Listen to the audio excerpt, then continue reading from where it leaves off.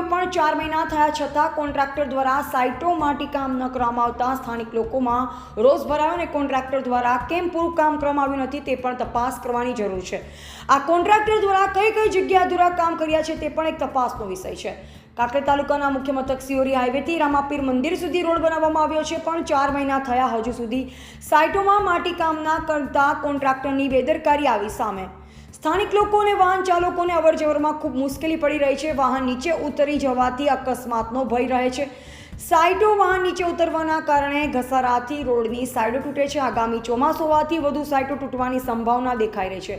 સ્થાનિક લોકો દ્વારા માર્ગ અને મકાન પંચાયત પેટા વિભાગ સિયોરી કચેરીએ મૌખિક રજૂઆત કરી હોવા છતાં ધ્યાન પર ન લેતા લોકોમાં પણ રોષ જોવા મળ્યો.